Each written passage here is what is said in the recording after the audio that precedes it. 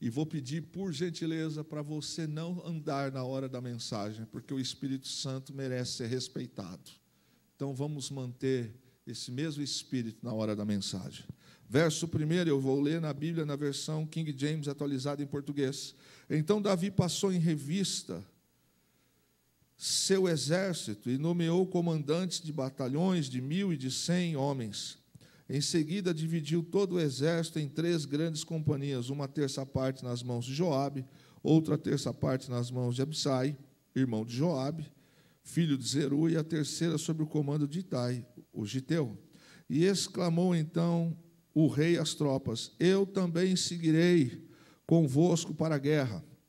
Os soldados, entretanto, ponderaram ao rei: tu não deves partir em nossa companhia desta vez, porque se formos obrigados a recuar, não nos darão a atenção, e se morrer até a metade de nós, também não nos darão atenção, ao passo que tu és como 10.000 homens dentre nós. Portanto, é melhor que sejas o nosso socorro pronto a vir da cidade. Respondeu-lhe Davi: farei o que vos parecer bom. O rei se colocou ao lado da porta da cidade, enquanto o exército saía em unidades de 100 e de 1.000. Então o rei ordenou a Joabe, Abisai e Itai: por amor a mim, tratai o jovem Absalão com brandura. E todo o exército recebeu a ordem que o rei deu a todos os chefes a respeito do cuidado para com Absalão. As tropas de Davi saíram ao campo aberto em direção a Israel, e a batalha teve lugar na floresta de Efraim, e todo o exército de Israel foi vencido à vista da guarda de Davi. E houve nesse dia uma grande derrota em que pereceram 20.000 homens. A luta se desenrolou por toda a região, e nesse dia a floresta devorou mais vítimas do que a própria espada. Durante os embates, Absalão, montado em uma mula, acabou se encontrando com os soldados de Davi, e ao passar apressadamente com a mula debaixo dos galhos de uma grande árvore, Absalão ficou preso nos galhos pelo pescoço. Ficou suspenso entre o céu e a terra, e a mula seguiu em frente. Certo homem o viu naquela situação, correu para informar a Joabe: eis que acabo de ver Absalão atado e suspenso entre os galhos de um carvalho. Retrucou-lhe Joabe: pois se o viste, por que não o mataste ali mesmo? Eu te daria agora 10 peças de prata e um cinturão de guerreiro. Homem, todavia, replicou a Joabe, mesmo que pusesse nas minhas mãos 1.000 peças de prata, não levantaria a mão contra o filho do rei. E foi diante de nós que o rei pessoalmente te ordenou, e igualmente a Abisai, a Itai: por amor de mim, todos quantos ouvirem esta palavra, tratai com brandura o jovem Absalão. No entanto, se eu tivesse atentado traiçoeiramente contra a vida dele, o rei Davi certamente ficaria sabendo, pois não se consegue esconder nada do rei, e tu mesmo se voltaria contra mim. Diante disso, exclamou Joabe: não quero ficar perdendo tempo contigo. E imediatamente apanhou 3 lanças e a enterrou no peito de Absalão, enquanto ele ainda estava vivo, preso e suspenso entre os galhos do carvalho. Logo em seguida chegaram 10 jovens soldados escudeiros de Joabe, cercaram Absalão e acabaram de matá-lo. Prontamente Joabe mandou soar o chofar, a trombeta, e as tropas pararam de atacar Israel, porquanto Joabe dera o sinal de que o exército se contivesse. Então pegaram o corpo de Absalão e o atiraram para dentro de uma grande fossa no meio da mata, e ergueram sobre ele um monte de pedras. Enquanto isso, todos os israelenses fugiam para casa. Em vida, Absalão tinha resolvido erigir para si mesmo um monumento no Vale do Rei, alegando: erguerei uma coluna para mim, pois não tenho nenhum filho para conservar a memória do meu nome. E por isso deu o seu nome àquela coluna, que ainda hoje é conhecida como monumento de Absalão. Então Aimás, filho de Zadok, disse: vou correndo anunciar ao rei a boa nova de que Yahvé lhe fez justiça e o livrou de seus inimigos. Porém, Joabe lhe advertiu: hoje não serás portador de uma alegre mensagem. No outro dia, sim, porque a nova não é boa. O filho do rei está morto. E Joabe convocou um escravo, cuxita, etíope, e lhe ordenou: vai comunicar ao rei tudo o que viste. Homem de Cuxo reverenciou a Joabe e saiu correndo para levar a notícia ao rei. Todavia, Aimás, filho de Zadok, insistiu e rogou a Joabe: haja o que houver, eu também quero ir atrás do cuxita. Contudo, Joabe lhe respondeu: para que vais correr, meu filho? Nenhuma recompensa receberás por dar esta notícia. Mas Aimás replicou: seja como for, desejo ir. E mais depressa possível. Então Joabe consentiu, dizendo: vai, se é o que desejas. E Aimás partiu em disparada pelo caminho da planície do Jordão e passou à frente do homem de Cuxi. Davi, encontrando-se sentado entre a porta interna e a externa da cidade. E quando o soldado que fica na sentinela subiu ao terraço que havia sobre a porta junto à muralha, observou um homem que vinha correndo sozinho. Imediatamente, o soldado gritou, avisando o rei. E Davi disse: se ele está sozinho, deve trazer boa notícia. E aquele homem foi se aproximando, mas o soldado do vigia viu outro que se aproximava logo atrás do primeiro, e alertou o porteiro: eis que vem outro homem que corre sozinho. Ao que exclamou o rei: esse também deve estar trazendo boas novas. O vigia acrescentou em alta voz: eu reconheço o modo de correr do primeiro homem, como corre Aimás, filho de Zadok. E ponderou o rei: este é um bom homem, ele deve estar trazendo uma boa mensagem. Então Aimás aproximou-se do rei e saudou reverentemente.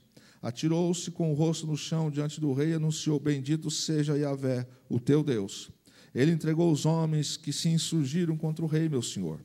Prontamente o rei questionou: o jovem Absalão está bem?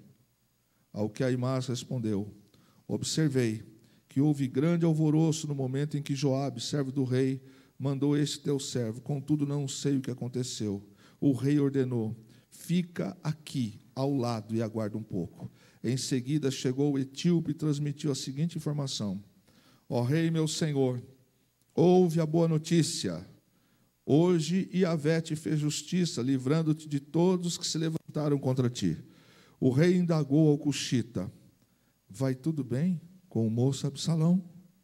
E o etíope respondeu: que tenham a mesma sorte desse moço todos os inimigos do Senhor, meu rei, e todos os que se têm levantado contra ti para te fazerem mal. Então o rei, profundamente abalado, subiu ao quarto que ficava por sobre a porta e chorou copiosamente. O rei ia subindo e clamando aos soluços: meu amado filho Absalão, meu filho Absalão, quem dera ter morrido em teu lugar. Ah, Absalão, meu querido filho, meu filho. Essa história, ela acontece pela revolta de Absalão contra o pai, Davi. Ela acontece no momento em que Davi precisa sair de Jerusalém por causa dos inimigos. E o cabeça disso aí é Absalão, o seu filho. E eu, quando vejo esse texto, não tem como a gente não se emocionar. Nenhum pai põe filho no mundo para ver ele morto. A ideia sempre é o contrário. A ideia é nós irmos primeiro. Só que quando eu leio esse texto, para quem não conhece ou para quem se esqueceu, isto aqui é apenas uma consequência do que não foi feito. Davi está experimentando na vida algo de muita, mas muita responsabilidade. Ele estava agora dizendo: eu morreria em teu lugar. Ele chora, ele rasga as vestes, cobre-se de cinza. Eu não sei se você já teve essa infelicidade de dar a notícia para uma mãe ou para um pai que o filho dele morreu. Meus irmãos, os gritos da alma de uma mãe e de um pai são inesquecíveis. Este foi o grito de Davi, o choro de Davi, quando alguém disse para ele: tem a mesma sorte. Qual a de Absalão? As pessoas desobedeceram o rei, mesmo o rei dizendo para não tocar no menino, porque é pai. Absalão está errado, mas ele é pai. Se Davi quisesse, ele lutava com Absalão e o vencia em questão de segundos. Davi prefere fugir do que lutar com o filho. E ele diz: façam a defesa, mas não toquem no menino.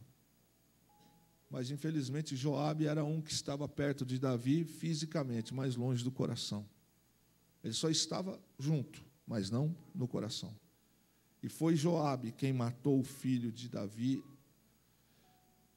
desrespeitando a ordem do rei.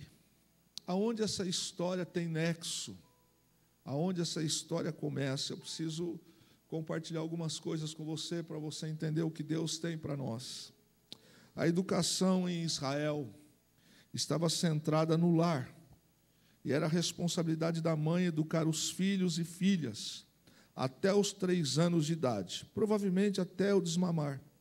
A partir dos 3 anos de idade, os meninos aprendiam a lei com o pai, e os pais ficavam também responsáveis por ensinar um ofício aos filhos, ou responsáveis.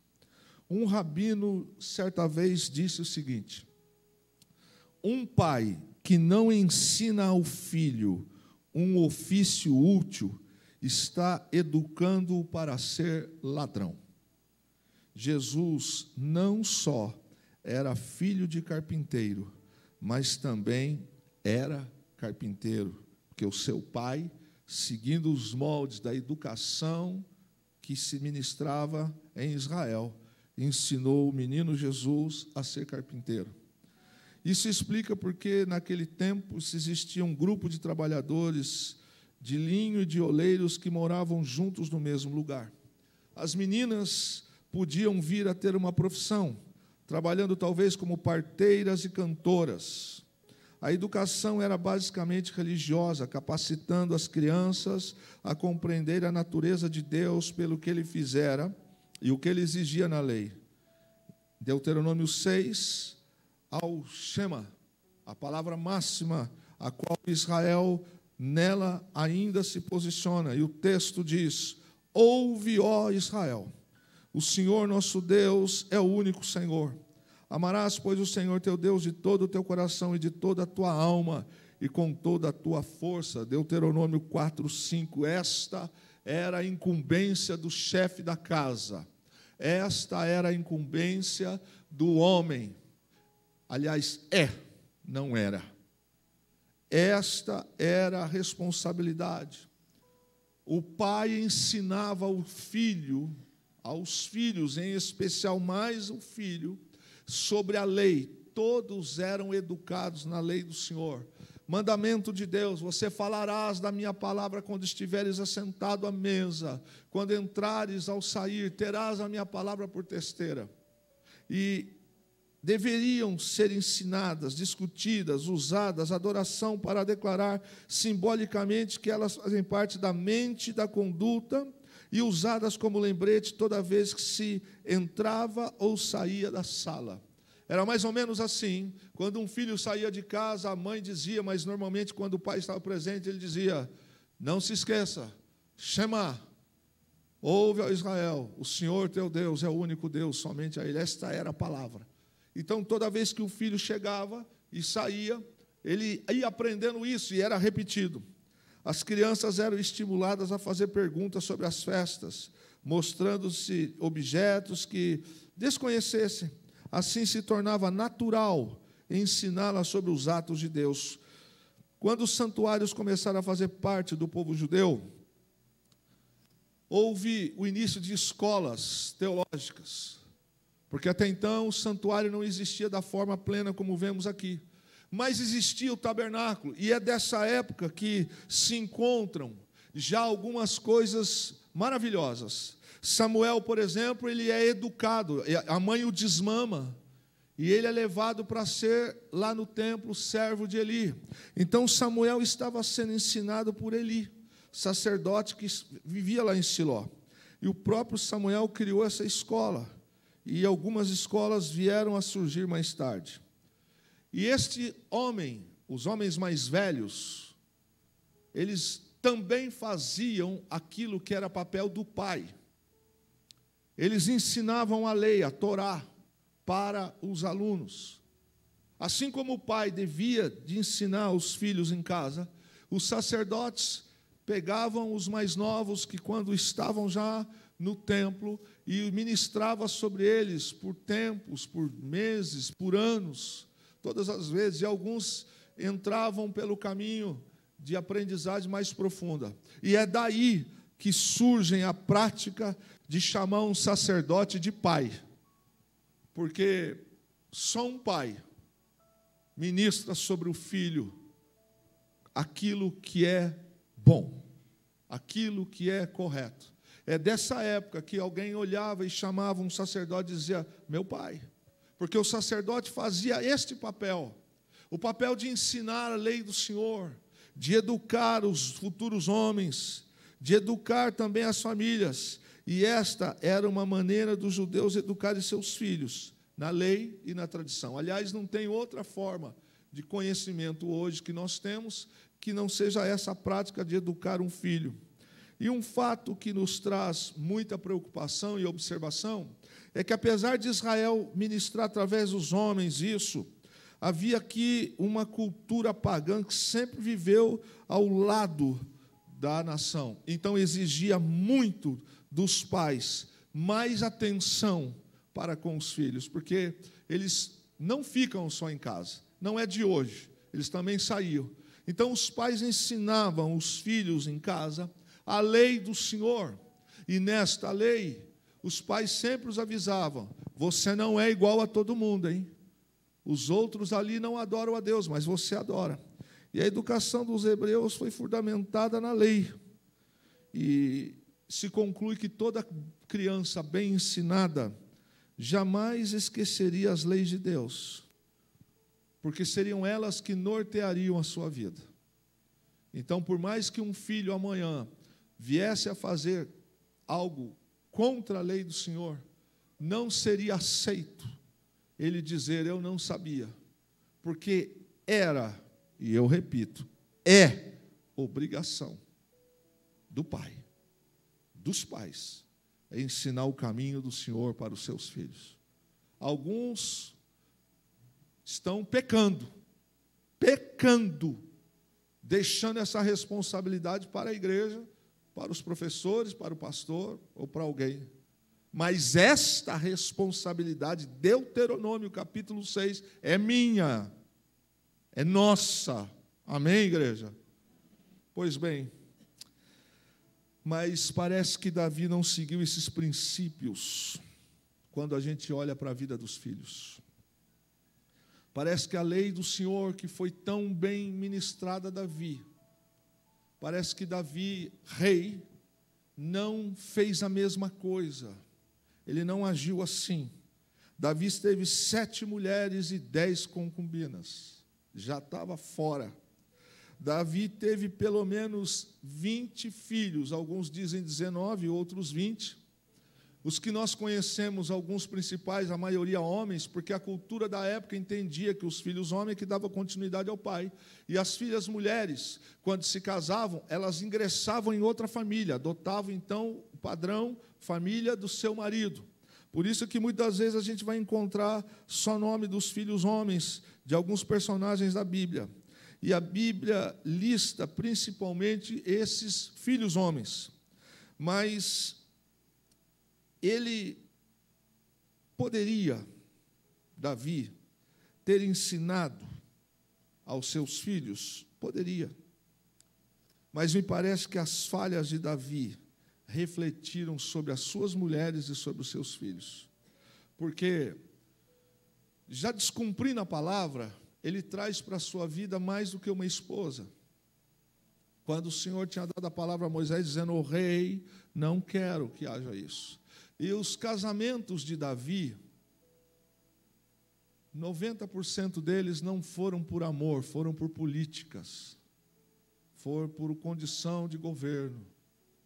Mais ou menos como seu filho lá na frente, Salomão, vem a fazer.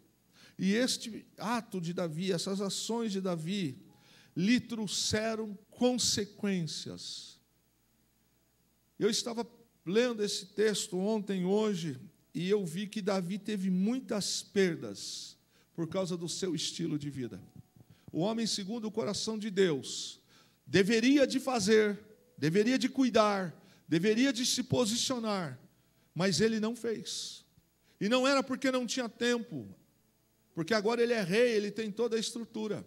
E Davi, então, ele tem perdas, e as principais perdas, as mais relevantes na vida de Davi, não foi a coroa, não foi o cetro, não foi perder gado, não foi perder a vide, mas principalmente as perdas de Davi foi as perdas que ele teve em relação aos filhos. Primeiro que ele perdeu, por causa do erro dele mesmo, foi a primeira criança com Batseba, que é fruto de um pecado. Ele ora, ele suplica, ele fala, mas Deus não permitiu, e ele teve que conviver a primeira perda de um filho com Davi, porque era um filho que foi gerado debaixo de uma condição de pecado. Algum tempo depois da perda deste filho, Davi tem que conviver com mais uma perda de algo, de um filho, a virgindade de Tamar, que é filha. Ele tem que conviver com mais uma perda. Sua filha foi estuprada. E estuprada por quem? Pelo seu meio-irmão Amon, que era filho ambos de Davi, mas não eram filhos da mesma mãe. Amon e Tamar, eles são filhos do rei, mas cada um tem a sua mãe. No caso de Amon, a mãe dele era Inoã, e de Tamar é Maaca. Então eles eram meio-irmãos. Depois da perda da virgindade de Tamar, de um estupro que o seu filho fez, lembrando, ele teve 7 esposas, e tudo isso de concubina, 10 concubinas. Misturou, não ficou no caminho, não fez o que tinha que fazer. Saiu um filho com o sangue dele, mas com o sangue da mãe, óbvio. Só que não foi uma mãe, foram várias mulheres que ele teve filhos. E cada um com a sua personalidade, cada um com o seu temperamento. Mas Davi era o pai. Davi deveria de conduzir. Àquela época, os meninos cresciam nos seus palácios. E cabia, da mesma forma, a Davi, trazê-los para ministrar-lhes. Após o estupro de Tamar, Davi tem mais uma perda na vida. Ele perde a vida do seu filho mais velho, o Amon. Ele perde o filho mais velho, o primeiro filho dele, porque Absalão, irmão de Tamar, ele fica horrorizado com o que Amon fez. Passa-se 2 anos e Davi não toma uma postura com Amon. Depois desses 2 anos, Davi experimenta a morte de mais um filho, e esse filho é Amon. Depois que Davi perdeu Amon, foram dias terríveis para ele. Mas depois da morte de Amon, Davi ainda tem a morte de mais um filho, que é o personagem da noite, Absalão. E este moço, na verdade, Davi já tinha perdido ele há muito tempo. Davi perdeu Absalão desde quando ele não fez o que a lei mandava fazer. Quando Amon estupra a sua irmã, meia-irmã, ele espera. E, na verdade, Amon tem uma atração erótica por Tamar. E ele a estupra mentindo. Ele a conduz para dentro do palácio através de um outro personagem. E ele então a violenta. Só que ele poderia ter reparado esse erro. A lei dizia o seguinte, que no caso como esse não eram sanguíneos 100%, deveria de se reparar. O texto, por exemplo, nos fala sobre isso, em que, por exemplo, quando um homem praticava esses atos, ele tinha que reparar se a moça era virgem, não era desposada, obviamente, ele tinha obrigação de fazer. Só que ele não faz, e Davi não pune, Davi não age, Davi não toma atitude. Sabe qual a consequência disso? A consequência é que Absalão se revolta. E sabe quem é culpado, na verdade, pela morte de Absalão? No caso, Absalão. Porque ele é que também não obedeceu. Ele que tomou as decisões. Não era para ele matar o irmão dele. E agora Absalão também faz outra coisa terrível, porque Absalão agora, ele se levanta contra o pai, e ele tenta possuir o reino. E, aliás, uma profecia está se cumprindo, a desonra de Davi com Batseba, e o que ele fez com Urias. Agora ele vai sentir na carne a desonra, porque o seu filho, Absalão, que está revoltado, e você vai compreender, ele possui as mulheres de seu pai no terraço do palácio, totalmente revoltado com o pai. E a questão é o seguinte, que a morte de Amon e depois a morte de Absalão estão interligadas por uma ação de um pai que não se posicionou, não tomou a decisão correta, não atualizou o GPS da sua vida. Ele permaneceu estático. E a Bíblia fala que, como a justiça da Bíblia determinava, assim que Davi toma ciência que Tamar ela é estuprada, em 1 Samuel 13, 21, diz assim, ouvindo o rei Davi todas essas coisas, muito lhe acendeu a ira. Tá, mas o que ele fez? Ele ficou irado porque um filho dele estuprou a filha. Então, segundo os padrões da Bíblia, em Êxodo, agia assim. Êxodo 22, 16 e 17. Se alguém seduzir qualquer virgem que não estava desposada e se deitar com ela, pagará seu dote e tomará por mulher. Se o pai dela definitivamente recusar dar-lhe, pagará ele o dinheiro conforme o dote das virgens. E em Deuteronômio 22, 28 e 29, se um homem achar moça virgem, que não está desposada, e a pegar e se deitar com ela, e forem apanhados, então o homem que se deitou com ela, dará ao pai da moça 50 ciclos de prata, e uma vez que a humilhou, será por mulher, não poderá mandá-la embora durante a sua vida. Amon, no mínimo, deveria ter se casado com Tamar, porque era a lei. Só que ele satisfez os seus instintos carnais, estuprou a irmã, o pai recebe a notícia, fica irado, mas o que Davi faz? Nada. E esta lei é que prevalecia. E ainda que Davi dissesse assim, eu não vou permitir você casar com a sua meia-irmã, ainda assim, neste caso, a recusa de Davi era o único impedimento para que esse casamento acontecesse. Nem Amon casou, não reparou, humilhou a sua irmã, a constrangeu, arruinou sua vida. E o que é mais triste também dessa história, Amon não queria mais nada com ela, e simplesmente Davi não fez nada. E só o casamento, naquele caso, traria uma ação. Aliás, Tamar, quando está, antes de ser violentada, ela diz para o seu irmão, que é isso, meu irmão?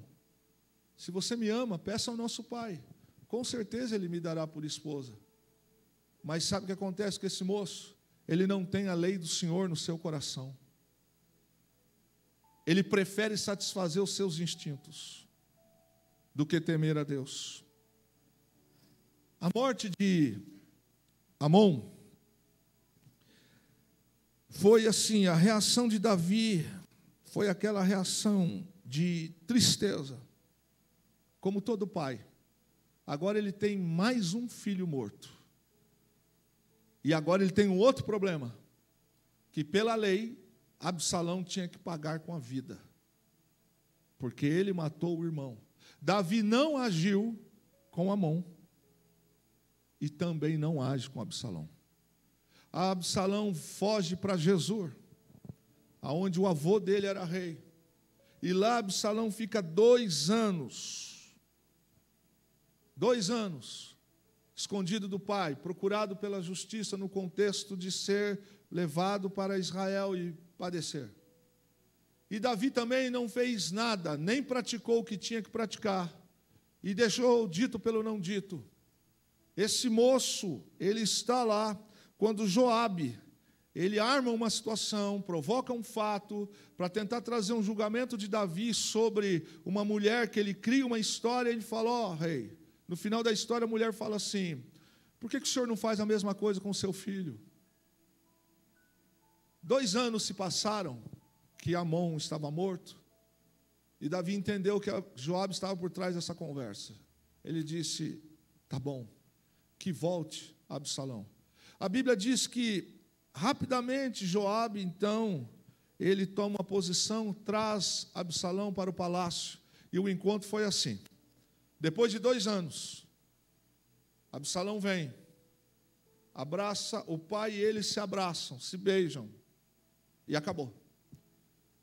Absalão volta para Jerusalém, mas tem que ficar em casa, no palácio dele. Passa-se então esse tempo, mais 2 anos, Absalão chama Joabe e diz assim: o que é isso que vocês fizeram comigo? Vocês me trouxeram de Jesus para cá para ficar um prisioneiro, então era melhor que eu estivesse lá em Jesus, porque aqui eu sou apenas uma pessoa que não tem valor. É dentro desse contexto que Davi reencontra Absalão e não vai mais falar com ele, não toma a atitude que tem que tomar. E aí, meus irmãos, gerou esta ação de Davi, de não ter agido com o irmão, a desgraça que fez com a irmã dele. E agora Davi também não tem uma atitude de pai com ele. Ele não toma a decisão, porque a lei era uma só. Você percebe que em alguns momentos, eu penso, a lei estava determinada. Davi deveria de procurar o sacerdote, clamar, fazer um sacrifício, fazer alguma coisa. Mas passam-se 6 anos aproximadamente. 4 que ele vê o filho, Absalão, e nada faz. Isso gerou no coração de Absalão uma coisa: vou tomar o reino do meu pai, vou ser melhor do que ele. E aí a gente leu, segundo aqui o texto, Samuel 18, quando Absalão pratica o ato final, depois de possuir as mulheres do pai dele, ele agora sai em perseguição. Essa conduta primária de se rebelar partiu de Aitofel. Davi chega a orar dizendo que Deus não use Aitofel nos conselhos para com Absalão. Só que Absalão ouve o outro conselho, e ele vai para o combate. E naquele dia do combate, você leu comigo, Joabe desrespeita a palavra do rei, mata o filho. 3 tipos de dardos são cravados no peito de Absalão, cercam-se mais 10 soldados, e cada um dá uma espadada e morre o filho do rei. Absalão era um moço bonito. A Bíblia diz que Absalão era lindo, lindo. O que se destacava de Absalão, além da sua beleza, eram os seus cabelos. Era um cabelo cacheado, que a história diz, a tradição diz que quando o sol batia nos cabelos de Absalão, era algo maravilhoso, invejável de muitas mulheres. Absalão era muito lindo. Estava perdido com Absalão. Ele com aquele cabelão e eu com o meu. Estava na roça. Era a marca. E por ser bonito, por ser lindo, filho do rei, educado, ele começa a andar pela cidade e dizer: se eu fosse o rei, eu te dava atenção. Você está com uma causa, né? Então eu poderia fazer melhor, mas o rei nunca tem tempo. O amor de Absalão pelo pai mudou, de amor virou ódio. Só que Davi, ele não deixa de amar Absalão. Só que ele também não faz aquilo que tem que fazer. E eu fiquei pensando sobre isso, meus irmãos. O que Davi não fez? E uma das coisas que eu quero compartilhar com você é que o tempo não resolve tudo, como alguém diz. Você já deve ter ouvido alguém falar assim: calma, com o tempo isso se resolve. Isso é mentira. Aquilo que eu preciso resolver na minha vida, se eu não resolver hoje, pode virar uma armadilha para mim amanhã, para a minha família, para a minha descendência, para a minha fé, para o meu ministério. O tempo não resolve irresponsabilidade. Davi não corrigiu, não fez aquilo que eu li no começo para você. O papel do pai era trazer o filho e ministrar a lei do Senhor para ele, mas Davi não fez isso. Os meninos moram no palácio, mas não tem o ensinamento. Não adianta morar em palácio e não ter Deus dentro de casa. Não adianta ter carro bom, boa roupa, inglês, colégio particular, academia, relógio, tablet e televisão no quarto, se Deus não é conhecido dos seus filhos ou dos nossos filhos. E como é que os nossos filhos vão conhecer Deus? Através de mim. Sabe quem é o primeiro pastor do seu filho? É você, a senhora. No caso com Davi, o tempo foi passando. Ele não fez. Amon estupra Tamar, Davi deixa quieto. 2 anos depois, Absalão mata o irmão. E 4 anos depois, Absalão, que tinha fugido, voltou para Jerusalém, com mais 2. Agora Davi, que esperou o tempo passar, e não fez o que tinha que fazer, nem cumpriu a lei, nem fez outra coisa. Então o filho começou a olhar para o pai e dizer: esse pai não me ama. Sabe, querido, quando eu olho para esse texto, eu vejo que existem decisões que, se tomadas corretamente hoje, evita-se tragédia amanhã. Nem toda correção que damos aos filhos, e nem toda correção que Deus quer nos dar, é porque Deus não nos ama, ou porque o nosso pai, o seu pai, não te ama, ou sua mãe não te ama. Tem decisões que, se a gente não tomar hoje, quem vai pagar essa conta, como Davi, que chora pela morte de Absalão, e ele diz: meu filho Absalão. O coração de Davi está destruído. Perdeu o primeiro filho, perdeu o mais velho, que é fruto do relacionamento dele, Amon. Perdeu a virgindade da filha, a filha está desgraçada. Agora ele perde mais um filho. Tudo isso porque Davi não educou, não fez aquilo que tem que fazer. Quem está entendendo, diga aleluia. Tem coisas na nossa vida que, se nós não tomarmos a decisão correta hoje, eu estou trazendo uma tragédia nos próximos dias para a minha casa, para a minha fé, para o meu casamento, para a minha família, para o meu ministério.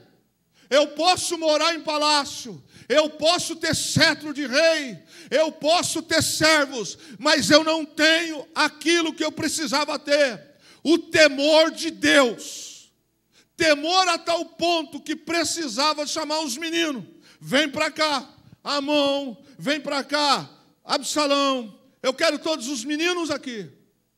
Ele era o rei, decisão que ele tinha que tomar. E muitas das vezes a história se repete, porque alguns, e esta não é a mensagem, estão mais preocupados em trazer, em ter, em colocar, e se esquece que o maior tesouro que a sua família precisa não é um clube de férias, não é uma viagem para o Caribe, que é bom, que é maravilhoso, não é uma viagem no cruzeiro, que deve ser muito bom e maravilhoso.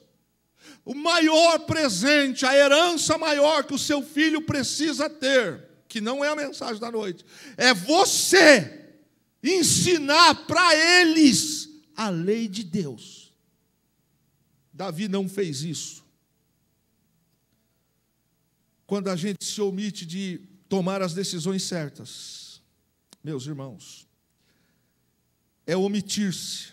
E a omissão em tomar decisões certas nos coloca muitas das vezes em efeito bumerangue.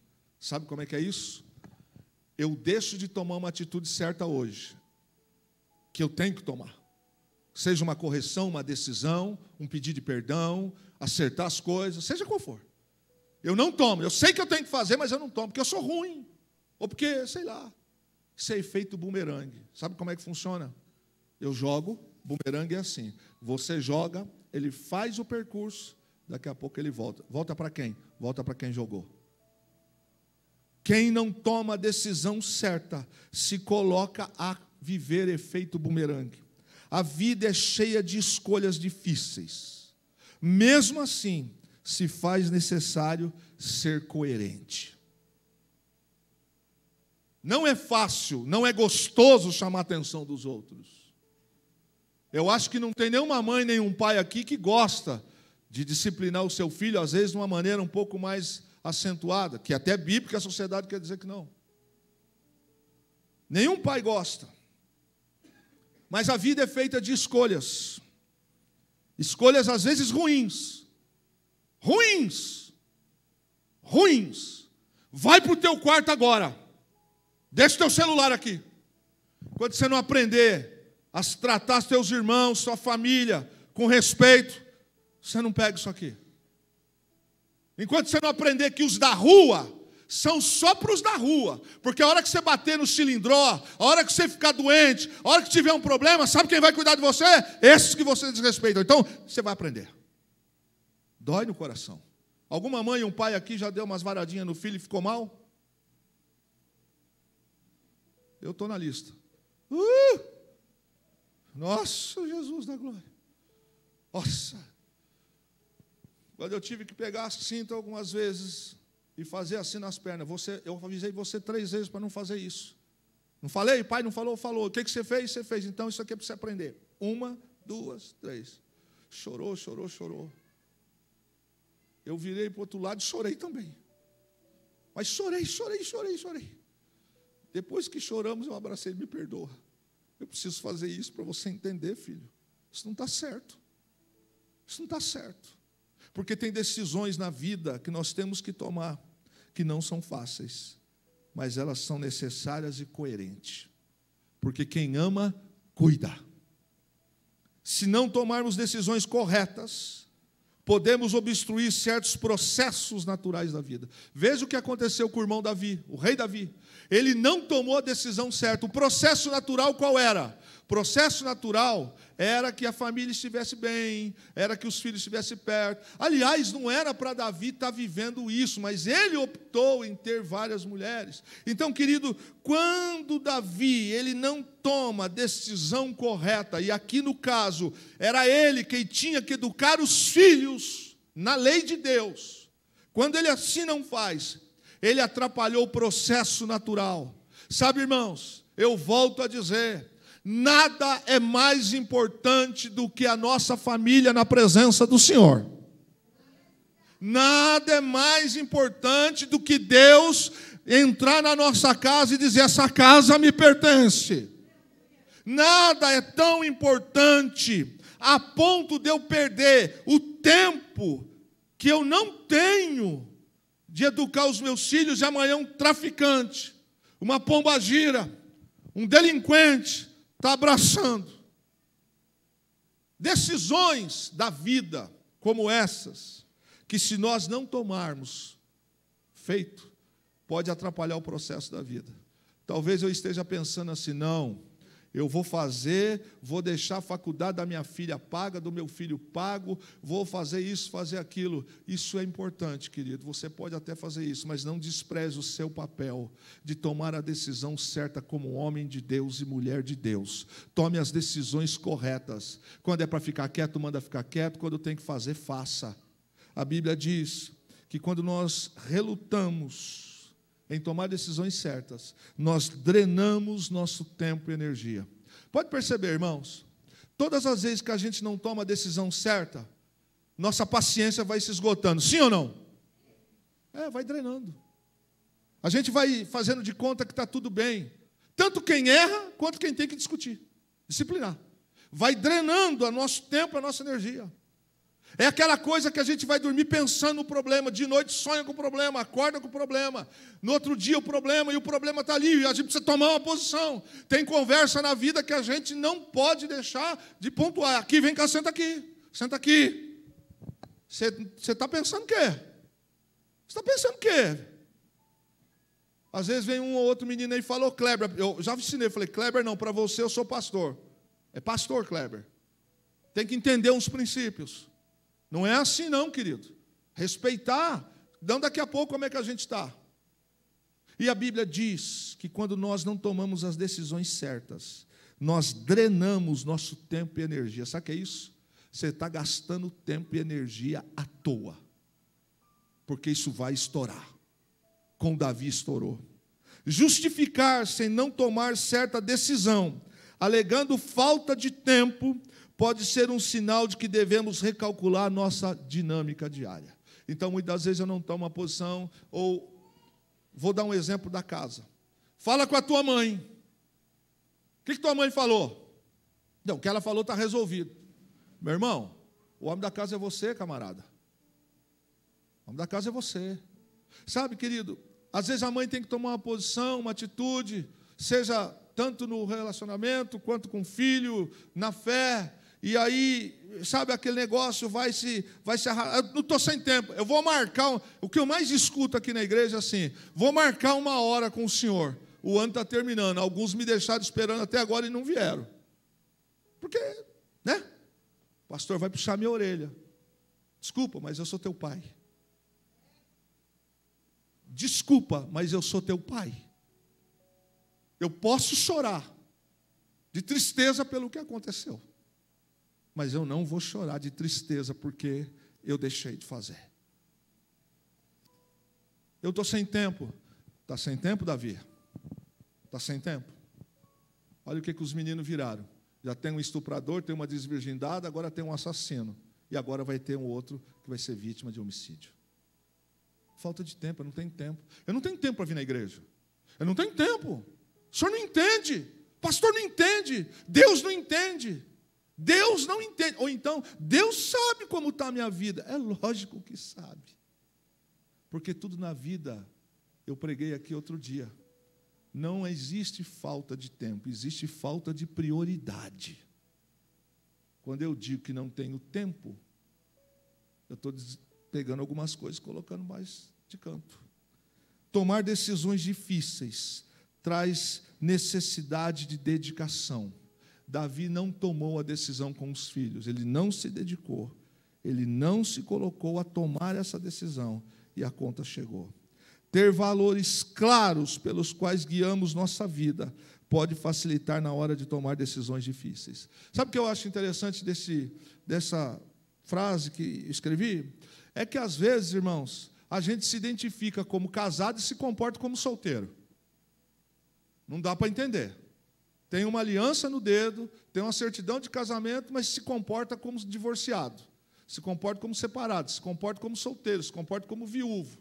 Tem coisas aqui que eu olho para o texto, por exemplo, que a gente conhece a palavra, mas lá no meu trabalho eu sou boca suja, no meu trabalho eu sou, como uma palavra que dizia quando eu era menino, bestrento, lá no meu trabalho eu sou vulgar, lá no meu trabalho, se entrar no meu carro agora, o meu pendrive são só músicas do mundo, música secular, meu comportamento não tem nada a ver. Irmãos, presta atenção, se eu tenho valores claros na vida definido, eu vou tomar decisão na hora que eu tiver que tomar, porque eu sei que está certo. O que é certo, o que é errado. Sim ou não? Está certo. Se teu filho chegar na tua casa com um celular e dizer, eu troquei com meu amigo, você vai dizer, nossa, que legal. Tem que internar você. Quem te deu esse celular? Negativo. Vamos lá agora, quero saber. Vou agora, eu não quero esse grampo que você trouxe aqui. De onde você arrumou esse grampo? Aonde você arrumou esse tênis? Quem te deu esses R$100? Quem é esse cara que está convidando você para ir em tal lugar? Não, senhora, não, senhor, eu sou teu pai, quero ir lá agora. Por quê? Porque eu tenho decisões, princípios claros na minha vida. A minha filha, o meu filho, são responsabilidades. E quando eu não tenho essas coisas definidas na vida, sabe como é que eu faço? Fala com a tua mãe. Deixa eu dizer uma coisa aqui que não é a mensagem da noite. Nós, homens, precisamos rever alguns conceitos. Mas agora, aplicando a palavra para ambos os sexos. Tem decisões na nossa vida que não deveria de ser difícil para tomar. Por exemplo, Clamar, entra bebida alcoólica na sua casa? Por que não entra? Princípio. Na sua casa entra droga, Aguinaldo? Não. Por quê? É um princípio. Eu não tenho problema de dizer, amigão, vai fumar tua maconha lá, que nem entra aqui. Na minha casa, não. Na minha casa, não. Eu não tenho problema do camarada chegar sem camisa, fazer gesto obsceno. Não, aqui não. Mas é sobrinho, é filho. Aqui, não. Aqui é minha casa, essa casa é do Senhor. Nessa casa a gente não distrata os outros assim, não. Ei, como é que você gritou com a tua mãe na mesa? Ei, rapaz, isso tem uma coisa. Não, senhor. Então eu não tenho problema quando eu preciso corrigir um filho, ou quando eu tenho que tomar uma decisão ministerial. Dói. Eu sei o quanto isso me dói enquanto pastor. Gera abandono, injúria, difamação, e etc. Eu sei. E você pensa que pastor não sofre? Sofre, só não choro muitas das vezes na frente de vocês. Mas muitas das vezes meu coração está dilacerado. Às vezes eu falo para Deus, Senhor, me ajuda aí, pô. Se a escolha de um determinado caminho violar valores que seguimos, com certeza vai trazer tragédia amanhã. Você entendeu? Quem entendeu? Eu vou repetir. Se a escolha de um determinado caminho violar valores que seguimos, com certeza trará dor amanhã. Eu sei que não presta, eu sei que está errado, eu sei que não posso. Te dou um exemplo. Davi adulterou com Batseba. Batseba era casada. Davi tinha outras mulheres. A decisão que Davi tomou, a decisão que ele escolheu para a vida, querido, ele teve momentos de prazer com Batseba. Mas logo que passa a carne, Deus não impediu Davi de adulterar. Começam as consequências. O profeta, primeiro chega a notícia. A moça manda dizer para ele: avise o rei que aquela noitada gerou um filho aqui no ventre. Como é que vai contar essa história, já que Urias está na guerra? E Urias é um dos valentes de Davi. Você acha que Deus não cobra? Agora, mais do que isso, Urias morre, você sabe que condição que Davi provocou. Aí o menino nasce. Só que o menino nasce e adoece e Deus o leva. Sabe, querido, se o caminho que eu escolho hoje violar valores e princípios, vai me trazer tristeza amanhã. Às vezes, ao tomarmos decisões difíceis, precisamos de conselhos. Buscar conselhos sábios pode nos ajudar a chegar a uma decisão inteligente mais rapidamente. Mas sabe qual é o problema de pedir conselho? É que no meio dessa ação tem uma coisa chamada orgulho, vaidade, egocentrismo, sangue ruim. Não preciso. Sou muito mais do que pensa. Às vezes eu fico pensando nessa questão de unção. A gente às vezes está mandando um recado para Deus dizendo: te amo, te respeito, mas o senhor errou na unção, hein? Eu sou o sábio aqui, eu sou o Salomão. Ela não. Mas Deus levantou ela. Não, mas deixa eu dar um recadinho para o senhor. Está errado isso aí. Eu sou melhor que ela, pô. Eu não vou me submeter. Eu já ouvi essa frase aqui dentro da igreja. A pessoa disse assim: eu não vou me submeter a esse pastoreio. Hoje.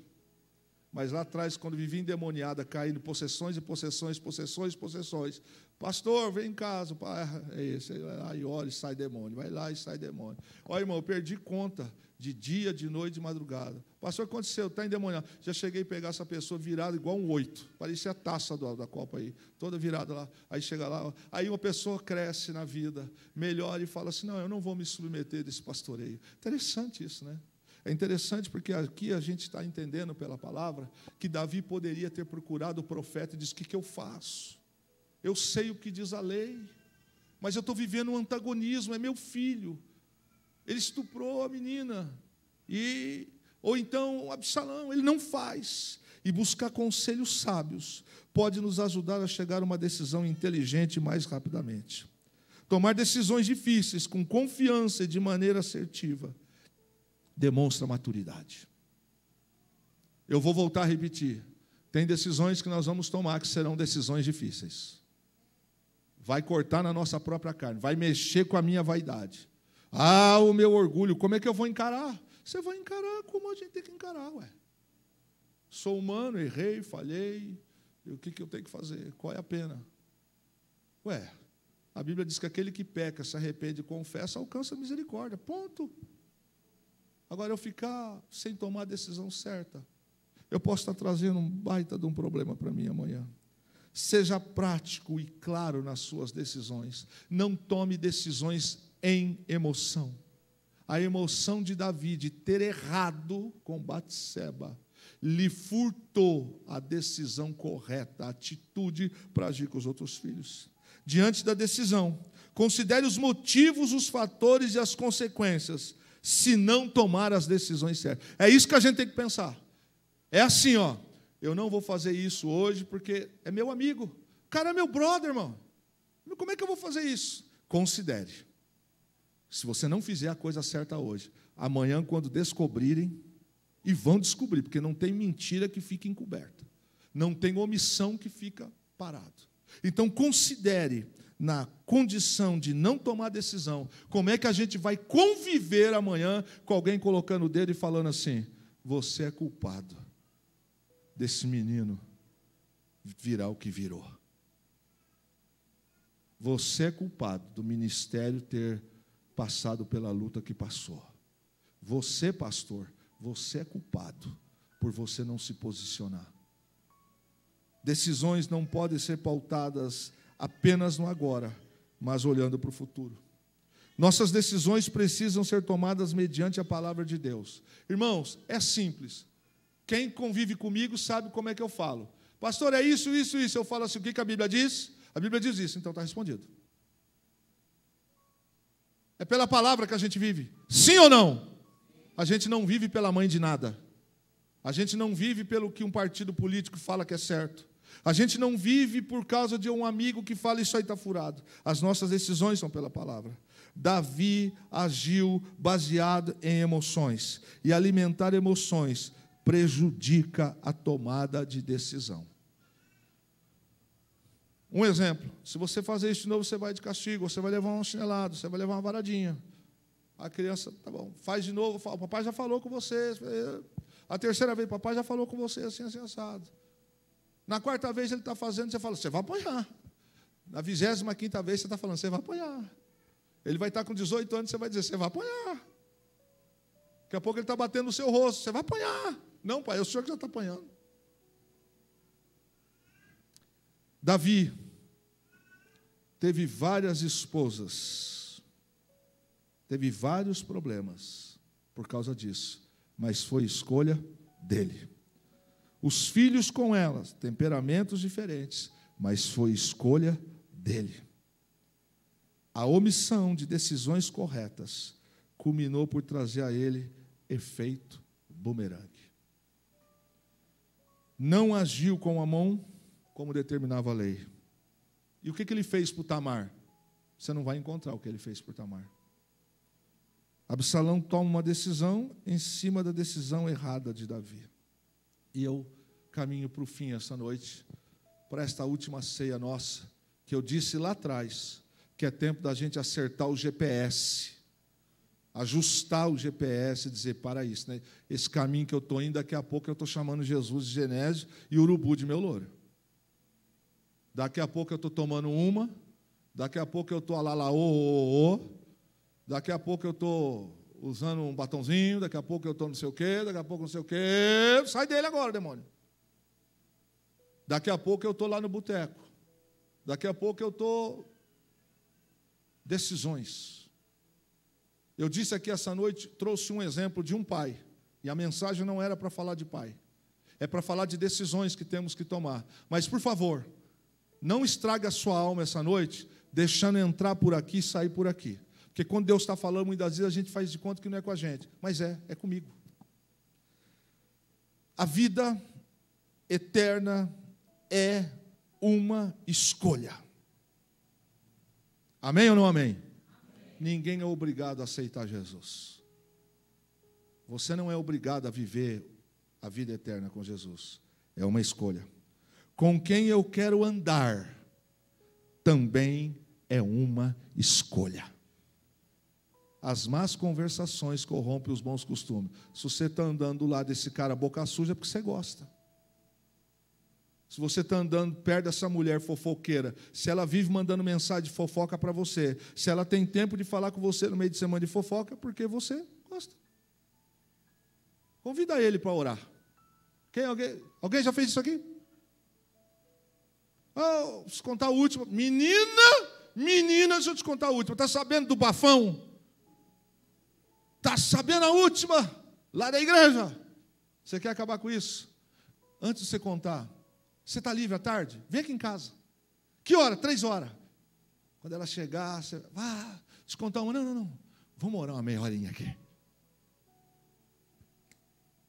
Ó, você vai ver decisões certas. Seu nome não vai estar envolvido em escândalo.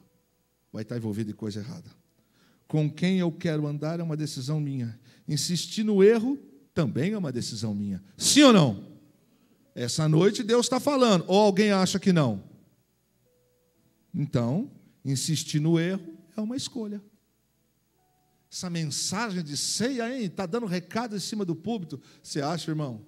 Você acha que eu estou aqui com uma hérnia para operar, cansado, saí da oração de manhã, fui socorrer meu pai com Agostinho, meu pai caído no chão, tivemos que pegar meu pai, levar para o hospital, vou sair daqui, vou ver como estão as coisas. Você acha que eu vou usar o púlpito? Você acha que você é tudo isso? Você acha que o Espírito Santo não tem mais nada para fazer? Você acha que Deus precisa fazer isso? O Deus que eu sirvo, se Ele quiser, Ele vai aí e fala com você agora. Mas Ele está falando aqui do altar agora. Insistir no erro é uma escolha. Toda escolha traz consequências, boas ou ruins. Repete comigo, toda escolha traz consequências, boas ou ruins. Minhas escolhas podem deixar rastros de lágrimas. As escolhas de Davi lhe trouxeram rastros de lágrimas. Filho com Batseba, Amon, a virgindade de Tamar e a morte de Absalão. Ele era rei, mas deixou rastros de lágrimas. Eu hoje estou pregando sobre ele. Tomara que amanhã você não esteja pregando sobre os meus erros. Meus acertos de hoje, consequentemente, voltará para mim, mas o contrário também. Assim é a minha passagem pela terra. Eu também preciso me posicionar. Antes de tocar no pão e no vinho, dá uma olhadinha se as decisões certas você está fazendo. Temos a palavra e os líderes levantados por Deus a nos orientar. Nós decidimos como será a nossa caminhada. Está cheio de alto pastor, pastora, missionário, gente que Deus fala com ele ou com ela só, mas aqui Deus não fala. Que coisa. Deus já me deu a palavra para 2023. Aleluia. Você só vai saber no dia. E sabe o que eu penso, irmãos? Mais uma vez, a bênção vai alcançar quem estiver debaixo da palavra. Alguns deixam legados, outros rastros de lágrimas. E a última reflexão para nós, Aguinaldo. Uns seguirão pelo caminho das bênçãos, outros vão seguindo por passos de lágrimas. É a última ceia deste ano. E você sabe que ceiar por ceiar é tão pecado quanto não ceiar.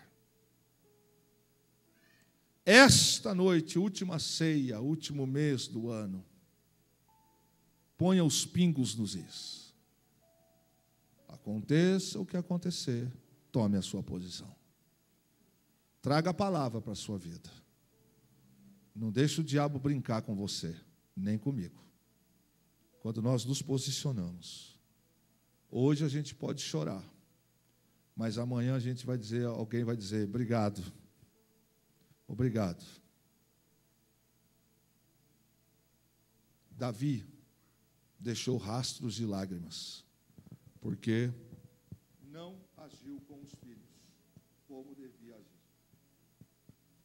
Às vezes, meus irmãos, um dia após o outro, a gente olha, os dois braços estão no lugar, o emprego está lá, está todo mundo com saúde, está tudo bem. Mas um dia os filhos de Davi cresceram. E o que ele não fez, chegou. Eu trouxe essa palavra como exemplo essa noite, depois de orar.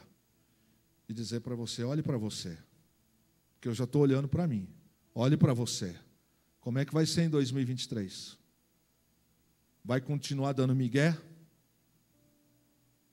Vai continuar jogando? Quem você vai eleger em 2023 para continuar nesse caminho?